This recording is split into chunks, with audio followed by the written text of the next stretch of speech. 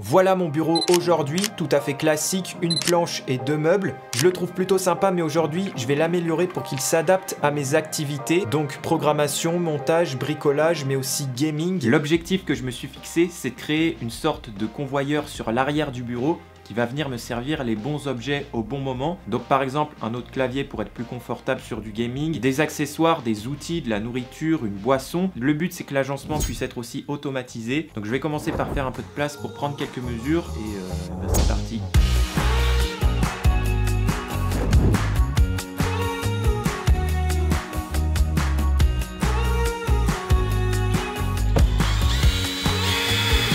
Là, je suis en train d'enlever les interrupteurs qui contrôlent une de mes prises connectées. Un super projet qui m'a bien accompagné, donc je pense que je vais le remettre quand j'aurai terminé le tapis.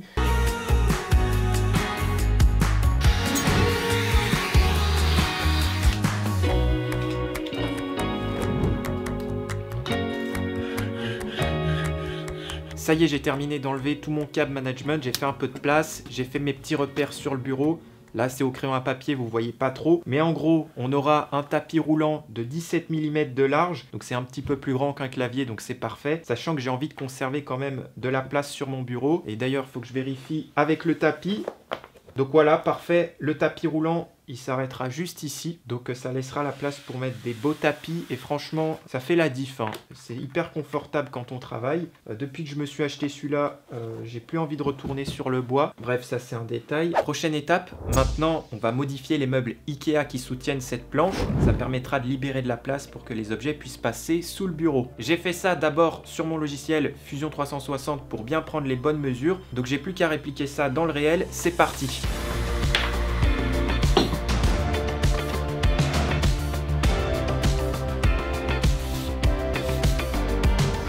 N'hésite pas à me rejoindre sur Instagram ou TikTok si tu veux être tenu un peu plus au courant de ce que je fais. Je te laisse les liens de mes réseaux en description. Une fois la découpe terminée, je viens prendre quelques mesures pour boucher les trous. Ça sera bien plus propre. Et je viens fixer tout ça avec des vis. Ça y est, j'ai terminé les découpes, j'ai remis le bureau, ça nous fait un joli coffrage par lequel les objets vont pouvoir passer. Ce qui est chouette est que j'ai pu conserver le fonctionnement des 2 casiers supérieurs malgré la découpe. Ça me sécurise un peu de rangement, donc ça c'est toujours bien. Maintenant on va devoir passer à la conception vraiment du tapis et notamment comment le motoriser. J'ai pas forcément envie de dépenser une blinde dans des moteurs, donc je vais essayer d'en récupérer un que j'ai en stock pour imprimante 3D. Ça sera loin d'être assez puissant, mais avec un peu de mécanique, on peut se débrouiller. Allez, c'est parti, on va essayer... Aïe. Allez, c'est parti, on va essayer de faire quelque chose.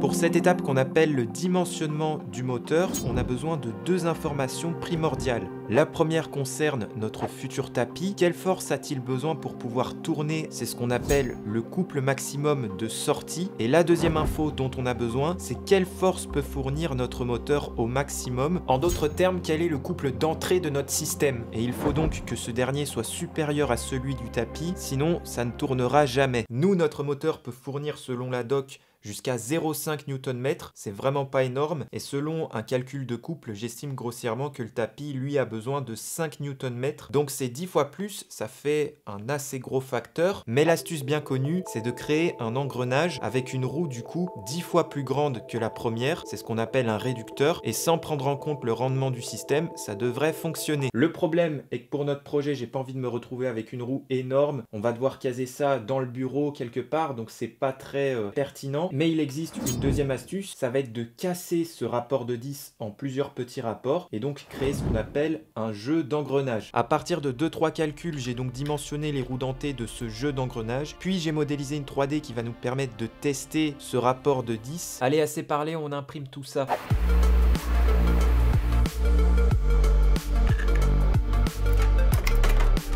Une fois les pièces imprimées, j'assemble le moteur et je viens fixer les différentes roues avec des roulements et des axes de 8 mm. L'assemblage mécanique terminé, je viens souder quelques composants électroniques. Et une fois sous tension, le jeu d'engrenage fonctionne parfaitement et on peut constater le rapport de 10 avec la roue d'entrée qui va 10 fois plus vite que la roue de sortie. Pour terminer, j'imprime cette chaîne qui va me permettre de tester un peu mieux le rapport 10 au niveau des efforts. Donc je viens la fixer sur le pignon de sortie de mon jeu d'engrenage et j'utilise ma perceuse comme poids test. Bon, pourquoi ça marche pas? En vrai, j'ai pas forcément fait d'erreur de calcul, mais il faut faire super attention à bien regarder la doc du moteur. On peut voir que le couple maximum est disponible seulement pour un nombre de tours par minute assez faible. Donc on va essayer en réduisant la vitesse du moteur.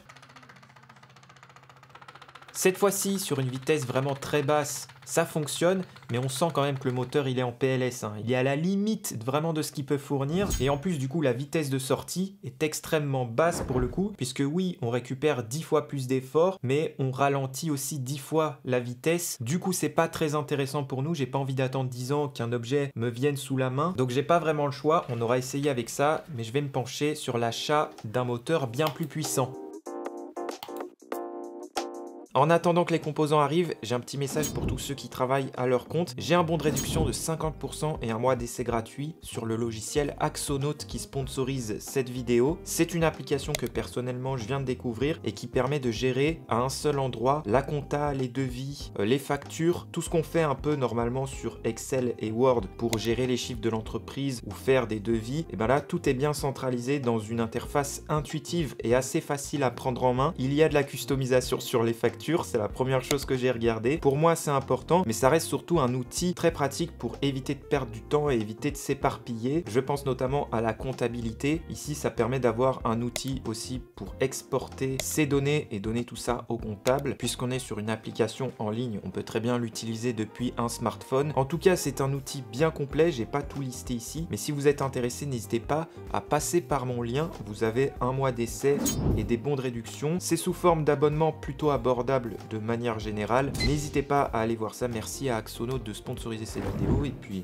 on va voir si on a reçu le moteur. Effectivement, on l'a reçu et c'est une vraie bête par rapport à l'ancien. C'est toujours un moteur pas à pas, mais avec 12 Nm maximum d'effort. Comme ça, on sera tranquille. Par contre, il faudra les composants pour le faire tourner. Donc, une alim et un driver adapté aux bonnes tensions et au courant. Je passe maintenant à l'électronique et la première chose que je vais faire est de sécuriser un peu plus l'alim avec ce connecteur. Pour ça, j'ai modélisé une petite pièce sur mesure que j'imprime ensuite sur ma nouvelle imprimante Elegoo Neptune que je suis en train de tester.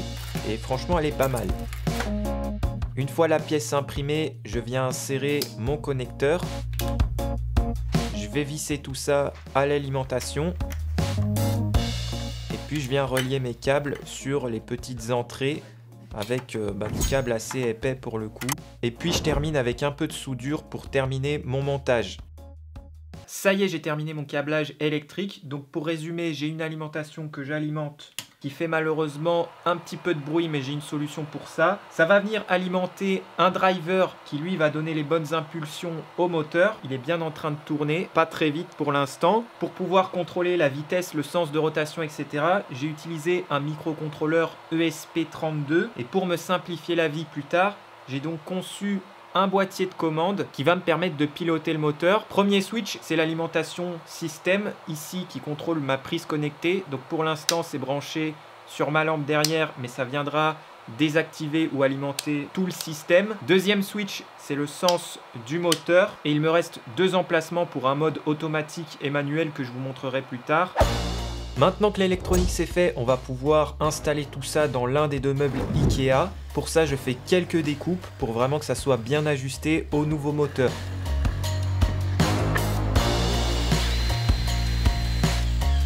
Pour bien le fixer, j'utilise ces rondelles avec des dents. Ça va vraiment créer un bon maintien avec le bois. Et puis je fixe cette planche avec le moteur sur le reste du meuble. Ensuite, je viens fixer quelques pièces que j'ai imprimées un peu plus tôt. Celle-ci va sur le moteur. Et puis cette sorte de vis écrou avec un roulement au milieu, ça va me permettre de fixer un axe de manière bien propre. Et j'en profite pour insérer aussi une autre pièce qui va servir de poulie pour le moteur. Pour ça, il me faut une courroie que j'ai imprimée ici en TPU. Et puis j'essaye de la positionner en essayant d'avoir une bonne tension. Ça va me permettre de déporter le mouvement de rotation du moteur. J'insère ensuite 2 rouleaux imprimés qui seront en contact avec le tapis. Et puis ça y est, notre système d'entraînement est terminé. Vous l'avez peut-être remarqué, les rouleaux sont fixés sur l'axe avec une petite vis qui va serrer cette pièce. C'est le principe des coupleurs qu'on retrouve sur une imprimante 3D. C'est l'astuce que j'ai utilisée, je ne sais pas trop si ça va marcher, on verra bien. Je continue maintenant sur le meuble de droite. Là, c'est légèrement différent. Je vais créer une fente avec la défonceuse. Ça me permettra d'avoir un déplacement de l'axe horizontalement pour venir tendre ou détendre le tapis.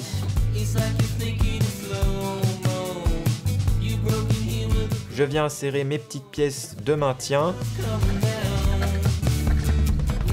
Je fais passer l'axe. J'insère les rouleaux. Donc là, en l'occurrence, j'en ai mis qu'un parce que j'étais en train de tester. Mais on peut voir que ça va me permettre d'ajuster la tension. Je finis par quelques découpes de la planche pour bien que ça rentre et puis on est tout bon.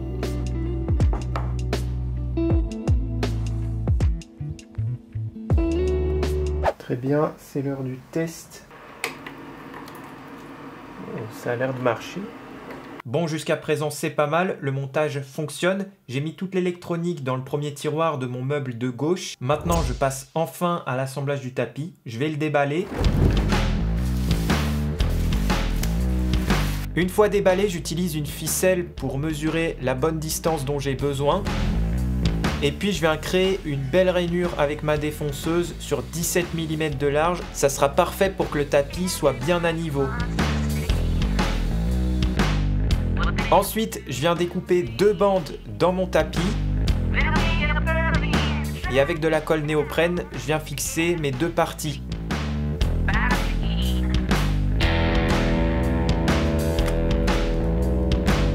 Et pour finir, je viens raboter légèrement la jonction du tapis pour coller un autre morceau par-dessus. De cette manière, ça sera super solide. Et je termine en fixant des ailettes pour que ça soit bien propre.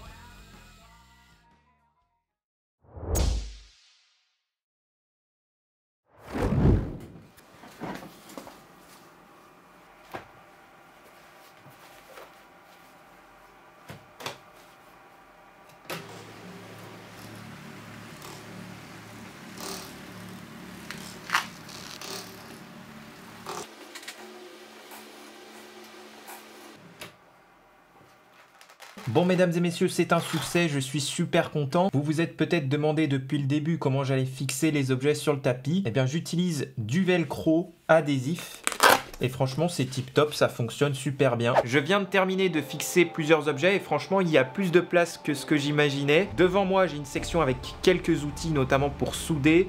J'ai mon extracteur d'air, un kit iFixit que je peux récupérer rapidement avec plein d'accessoires. Si je mets le tapis en marche...